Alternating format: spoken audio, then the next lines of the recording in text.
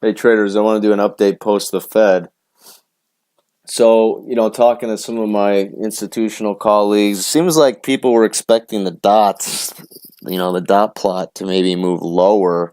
A lot of people I've been hearing, both on social media, just, ear to the ground is, oh, Hurricane Harvey, Hurricane Irma, it's going to be a drag on the economy, blah, blah, blah. Guys, the bottom line is one GDP print, um, you know, you got to keep in mind too that if growth, yeah, that's the hurricane's going to have an effect for this month, last month, but overall, you're going to also have a rebuild in the economy, which is going to be, it's going to increase GDP. There's going to be some spending there, and rebuilding and hiring, all these people to clean up and rebuild. So it's to me that's not something that really changes the big picture global macro view.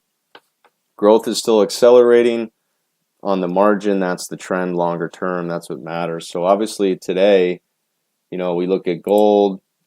Gold hates dollar up and rates up. That's what you had, right? Pretty good move down on gold. Um, what I just had up here was the daily chart. All right, and this is a big picture level where gold broke out from. So I bought a few calls here around 1300. This is an area. The cycle's pretty low. Do I think it can bounce? I mean, it's pretty contrarian intermediate term play. I'm not too crazy about it, but I don't mind having a little bit of gold exposure in the portfolio. I didn't like chasing it up here, and once we broke the 8, I thought this was a logical place we could retest. So I like having a little bit of gold exposure in the portfolio for geopolitical reasons, Rocket Man shooting his mouth off, etc.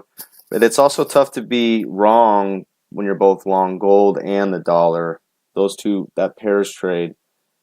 It's tough to not a lot of things can happen in global macro where you're going to have the dollar go against you, okay, on the long side, and have gold go down. So today we saw a nice sell-off in the euro. We signaled to our guys and our traders this morning to be reshorting the euro on the core side. What that means is we like to trade around a core position, so that's our longer term trading. And we've been talking about this. I did a video on this. This is an inverse, excuse me, not inverse. This is a head and shoulders developing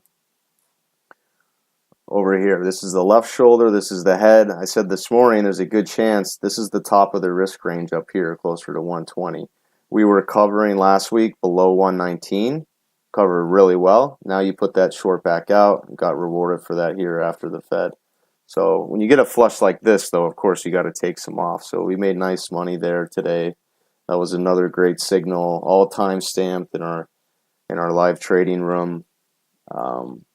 Another good signal there on the short side. And so big picture, despite the media all talking about is this the start of a new bear market, the typical old Wall Street firms and guys that have been around for a while with their newsletters, terrible timing. I think Peter Schiff came out and said 4 days ago he thinks the dollar has a lot further to fall. I mean, this is already after a huge move up, and you're sitting at levels where you're most likely going to get a long-term lower high. So we've been talking about prices back to the pie line up here.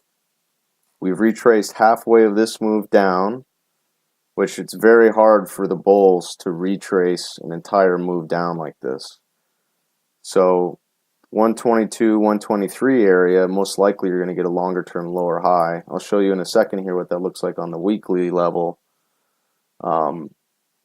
But the trigger to roll the intermediate term over and to get even more aggressive is we need to take out this 118.30 area. You need to roll this 8-week moving average over. You need to roll it down.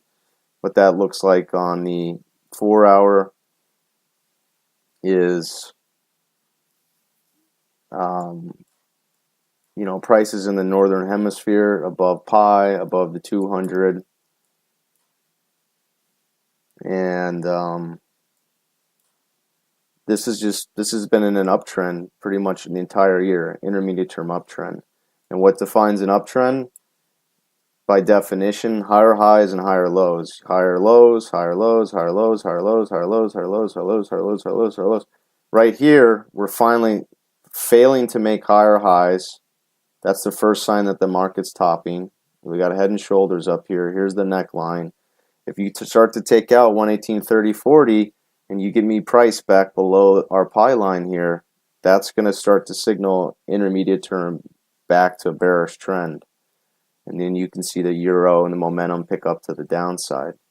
So that continues to be my big picture call. We'll trade it like it is. We'll wait and see if that materializes or not. We don't want to scenario build too much because our expectations will kind of cloud what the market's telling us. But we'll see. We want to use that 1830 area as a big as a key trigger for the intermediate term. And then when you go back to the monthly level, you're going to note this is what I was talking about, this wall. Here's pi, 50% retrace of really the start of the bear market. Going to be tough to get above there. So everybody wants to talk about this as the start of a new bear market for the dollar. No, we're not going that way. This is a crowded trade to begin with. In our model, this is the location where we want to look for a lower high. So we're going to continue to say that, trade it that way. Today we got rewarded for it. And then let's just talk about rates. Very similar scenario playing out where you have a big picture wall.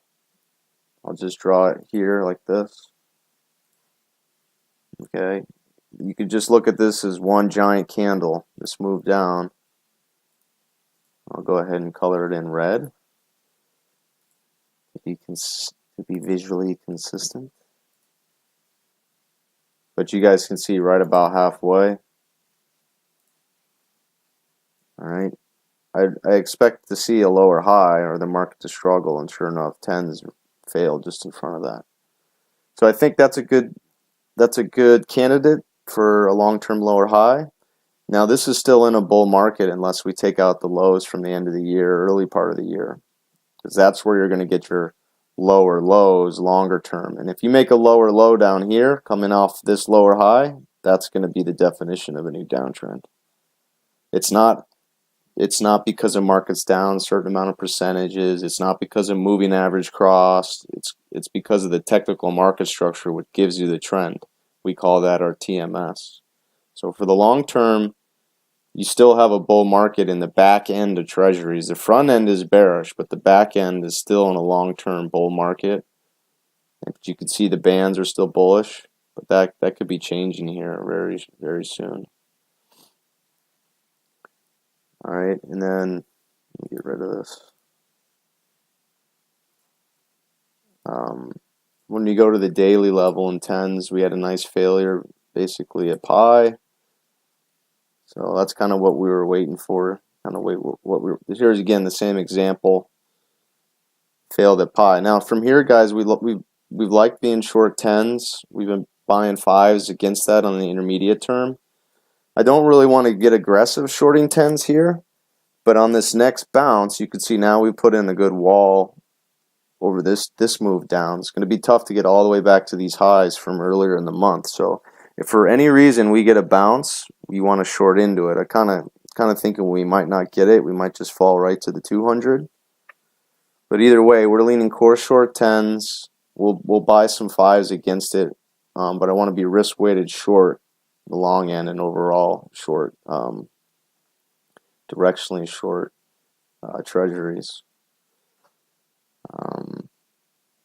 That said, I think that pretty much sums up rates, the dollar and gold.